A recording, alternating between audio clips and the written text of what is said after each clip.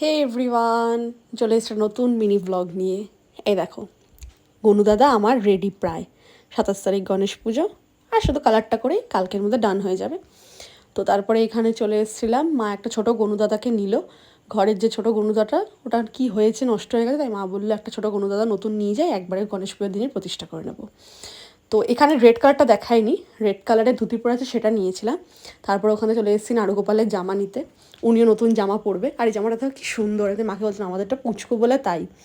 আর মা এগুলো পরাতেও চায় না, আর গরম লাগবে বলে। তা মা এখানে জামা আর ওই বসার আসনটা নিয়ে চলে আসলো সুতোর দোকানে। সুতোর দোকান থেকে একটা সুতো নিলাম। তারপর এখানে চলে এসেছিলাম একটা ব্যাগ নিতে। এই ব্যাগটা আমার লাগবে, সেটা কালকের ব্লগে দেখতে পাবে যে ব্যাগটা কেন লাগলো। তো আজকের জন্য এটা এখানেই এন্ড, মানে আমি বলবো না কেন লাগলো। তারপরে ওখান থেকে চলে আসলাম পিঙ্কিদির বাড়ি আইব্রো করতে। আর এই যে পুচকি যেতে না যেতেই এত শান্ত হয়ে দাঁড়িয়েছিল, আমি তো বলছি এত শান্ত কেন। তারপরে ওকে জিজ্ঞাসা করা হচ্ছে পড়াশোনা করবি না, বললো না। যেই ভিডিও অন করেছি আর আওয়াজ দিচ্ছে না। তার আগে বলছিল পড়াশোনা করবো না, না সব দোষ দিদির, যাই দোষ করবো সব দিদির। আর মা জিজ্ঞাসা করছে যা, সব কিছুর উত্তর দিচ্ছে হ্যাঁ।